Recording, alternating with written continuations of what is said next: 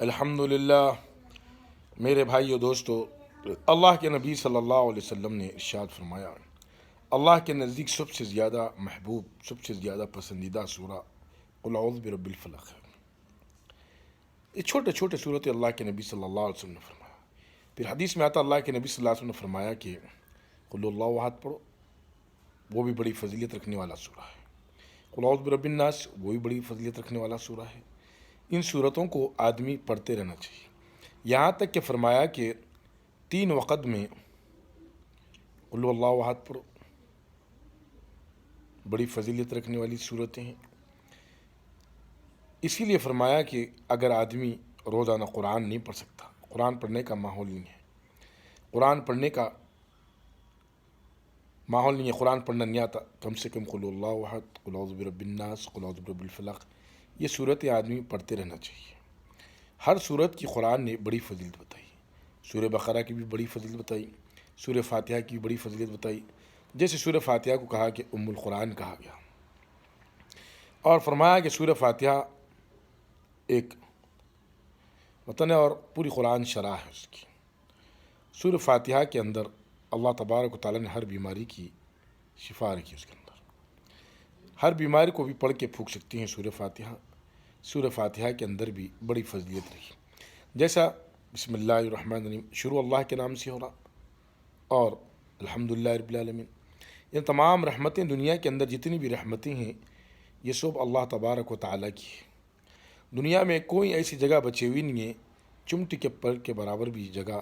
چمٹی کی اتنی بھی جگہ نہیں ہے جہاں اللہ کی رحمت نہیں ہے۔ دنیا میں ہر جگہ اللہ تبارک و تعالیٰ کی رحمت ہے۔ اسی رحمت کی بنیاد پر وحشی جانور، زہریلا جانور جو لوچ لوچ کر کھا جاتا ہے انسانوں کو، ویسا جانور تک اللہ کی رحمت کی بنیاد پر اپنی اولاد پر رحم کرتا ہے، اپنی اولاد پر رحم کرتا ہے۔ اسی طریقے سے ہر صورت کے اندر اللہ پاک نے بڑی فضیلت رکھی۔ سورہ فاتحہ جو قرآن میں سب سے پہلے شروع ہوتی ہے، اس کی بھی کتنی بڑی فضیلت اللہ تبارک و تعالیٰ نے رکھی۔ فرمایا کہ ابو سعید خدری فرماتے، روایت میں آتا کہ ایک جگہ گئے، وہاں پر ایک قبیلے کے سردار کو سانپ یا بچھو نے ڈس لیا تھا۔ ان لوگوں نے آ کر ان لوگوں سے کہا تو فرمایا، اور صحابی رضی اللہ عنہ فرماتی، میں نے سورہ فاتحہ دم کیا، پڑھا اور پھونکا، اور سانپ کا اثر ختم ہو گیا، وہ زہریلا جو بھی ڈسا تھا اس کا اثر ختم ہو گیا۔ کتنی بڑی بات، کتنی پیاری بات ہے سورہ فاتحہ میں، جیسے اللہ تبارک و تعالیٰ نے فرمایا آدھی صورت میرے لیے، آدھی صورت بندوں کے لیے، جیسے کہ آدمی سورہ فاتحہ میں دعا کر رہا، یا اللہ کہ ہمیں سیدھے راستے پر چلا دے، اہدنا الصراط المستقیم، سیدھے راستے پر چلا دے، اور اللہ سے مدد بھی مانگ رہا، اور اللہ سے دعا کر رہا کہ اللہ ہم تیری عبادت کرتے ہیں، تجھ سے ہی مدد مانگتے ہیں، اور ان پر جن پر تو نے غضب کیا، جن پر تو نے غصہ کیا، ان میں سے ہمیں نہ بچا، ہمیں گمراہ لوگوں میں سے ہماری حفاظت فرما دے، اور ہمیں ہدایت عطا فرما دے۔ یہ دعا ہے سورہ فاتحہ کے اندر۔ پوری سورہ فاتحہ کو اٹھا کر دیکھ لو، اللہ رب العزت نے سورہ فاتحہ کی بڑی فضیلت رکھی ہے۔ اس لیے ہر صورت کے اندر، جیسے حدیث میں اللہ کے نبی صلی اللہ علیہ وسلم نے فرمایا قل اعوذ برب الفلق کی بھی فضیلت ہے، قل اعوذ برب الناس کی بھی فضیلت ہے، قل اللہ احد کی بھی فضیلت ہے۔ جیسے اللہ کے نبی صلی اللہ علیہ وسلم نے فرمایا جو شخص قل اللہ احد 10 مرتبہ پڑھتا، کیونکہ قل اللہ احد اللہ کی توحید ہے، اس کے اندر اللہ کی بڑائی بیان کی گئی، اس کے اندر اللہ کی صفت بیان کی گئی، اس کے اندر یہ چیز بتا دی کہ اللہ وحدہ لا شریک ہے، نہ اللہ کی کوئی اولاد ہے، نہ اللہ کسی کی اولاد ہے، تمام چیزوں سے اللہ بے نیاز ہے، تمام گندگیوں سے پاک ہے۔ اللہ تبارک و تعالی غفور الرحیم ہے،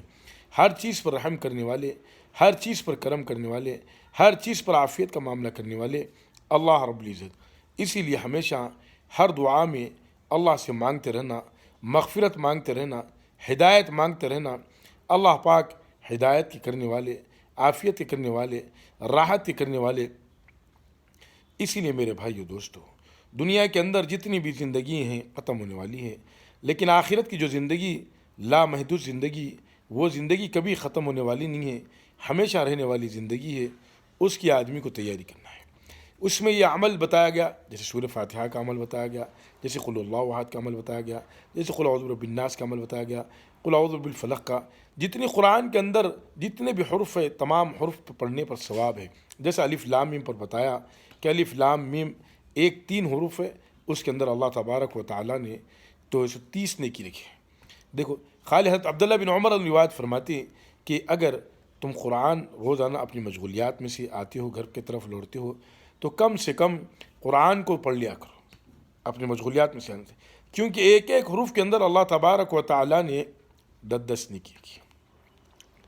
کتنی بڑی بشارت ہے میرے بھائی، دنیا میں رہ کر آدمی قرآن پر عمل کرے گا، قرآن پڑھے گا، قرآن پڑھنے کے بعد میں قرآن پر عمل کرے گا، قرآن جیسی زندگی گزارے گا۔ جیسے اما جان عائشہ نے سے پوچھا کہ اللہ کے نبی صلی اللہ علیہ وسلم کی زندگی کیسی تھی، اما جان عائشہ نے فرمایا کہ تم نے قرآن کو نہیں پڑھا؟ جیسے قرآن فرما رہا، اللہ کے نبی صلی اللہ علیہ وسلم کی حیات طیبہ اسی طریقے سے تھی، قرآن کے طریقے سے تھی۔ ایک میرے بھائی دوستو، اللہ کے نبی صلی اللہ علیہ وسلم نے اس امت کو قرآن کی تعلیم دی، اس امت کو اللہ کے نبی صلی اللہ علیہ وسلم نے قرآن پر کس طریقے سے عمل کیا جاتا آپ نے بتا دیا، اور سورتیں پڑھنے کی فضیلت بتا دی، اور سورتوں سے کیا فائدہ ہے وہ بھی بتا دیا، اور سورتیں پڑھنے سے اللہ پاک کتنا راضی ہوتے ہیں، کون سی سورت سے اللہ راضی ہوتے ہیں، یہ بھی اللہ کے نبی صلی اللہ علیہ وسلم نے بتا دیا۔ قرآن کے اندر ایک ایک حرف قیمتی ہے اور ہر حرف پر ثواب ملتا ہے۔ یقین رکھنا چاہیے، یقین اللہ سبحانہ و تعالیٰ سے اس بات کا رکھنا چاہیے کہ اللہ میں قرآن پڑھ رہا تیری رضا کے لیے پڑھ رہا ہوں، اور قرآن کو مجھے تو سمجھا دے، قرآن کی مجھے تعلیم عطا فرما دے، قرآن جس چیز سے روکا مجھے اس سے رکنے کی توفیق عطا فرما دے، قرآن جس چیز کا کرنے کا حکم دے رہا مجھے وہ کرنے کی توفیق عطا فرما دے۔ اگر آدمی اس طریقے سے اپنے عمل کو کرتے رہا قرآن کے ذریعے سے، تو آدمی ہدایت پر آتا ہے۔ جیسا اللہ رب العزت نے فرمایا کہ جیسا کہ مثلہم کمثل الذی استوقد نارا میں فرمایا کہ اللہ رب العزت نے ایک مثال دے کر بتائی، ایک مچھر کی مثال دی قرآن میں، اور فرمایا اللہ تبارک، لوگوں نے پوچھا کہ یہ مچھر کی مثال سے اللہ کیا چاہتے ہیں، تو اس کے اندر فرمایا اللہ اس مثال سے بہتوں کو ہدایت دیتے ہیں اور بہتوں کو اللہ گمراہ کرتے ہیں۔ قرآن پوری زندگی کو بیان کرتا ہے، پوری زندگی قرآن کو اٹھا کر دیکھ لے، جو ہدایت قبول کرنے والا ہے ایک ایک حرف پر اسے ہدایت ملتی ہے، اور جو ہدایت قبول کرنے والا نہیں ہے میرے بھائی دوستی، اللہ اسے ہدایت نہیں دیتے۔ اللہ تو ہدایت اس کو دیتے ہیں جو آدمی طلبگار ہو، جو آدمی اللہ کا محبوب ہو، جو آدمی اللہ سے مدد مانگے۔ اسی لیے اللہ کے نبی صلی اللہ علیہ وسلم نے فرمایا کہ تم دعا کرو کہ یا اللہ مجھے دین پر لانے کے بعد میں، مجھے ہدایت دینے کے بعد میں گمراہ نہ کر دے۔ اللہ کے نبی صلی اللہ علیہ وسلم نے فرمایا جب بنی آدم دنیا میں پیدا ہوتا ہے تو اللہ رب العزت کی دونوں انگلیوں میں اس کا قلوب ہوتے ہیں، اس کے دل ہوتے ہیں۔ اسی طریقے سے میرے بھائی دوستو فرمایا اللہ تبارک و تعالیٰ سے دعا کرتے رہنا چاہیے، کیونکہ اللہ کے نبی صلی اللہ علیہ وسلم دعا فرماتے تھے یا اللہ ربنا لا جیسا کہ فرماتے تھے اے میرے رب ہمارے دل کو تو ہدایت پہ لانے کے بعد ہمیں ثابت قدم جما دیجئے، ہمیں گمراہ نہ کیجئے۔ اللہ کے نبی صلی اللہ علیہ وسلم یہ دعا فرماتے تھے، یہ دعا پوری امت کو آپ صلی اللہ علیہ وسلم نے سکھائی۔ قرآن میں آپ کو یہ ملے گی، سورہ آل عمران میں یہ دعا ملے گی، یہ دعا کرتے رہنا چاہیے، اللہ سے مانگتے رہنا چاہیے، بلکہ ہر چیز اللہ سبحانہ و تعالیٰ سے مانگتے رہنا چاہیے۔ اللہ سبحانہ و تعالیٰ سب کچھ کے دینے والے اللہ ہی ہے۔ اللہ سے دعا کرنا، اللہ سے بیماری ہے تو بیماری دور ہونے کے لیے اللہ ہی سے دعا کرنا، کیسے بھی سخت سے سخت بیماری آ جائے اللہ سے تعلق کو رکھنا۔ میرے بھائیو دوستو، دنیا میں آیا آدمی مرنے کے لیے آیا، دنیا میں بھیجا اللہ تبارک و تعالیٰ کہ اسے اچھے اعمال کر لے، اچھے اعمال کر کے اللہ سبحانہ و تعالیٰ کو راضی کر لے، اور رسول کریم صلی اللہ علیہ وسلم کے طریقوں پر 100% کامیابی کا اعلان کر دیا گیا۔ اللہ رب العزت نے میرے بھائیو دوستو جو قرآن کو بھیجا اس پر ایمان رکھنا، انبیاء پر ایمان رکھنا، اور اچھی بری تقدیر پر ایمان رکھنا،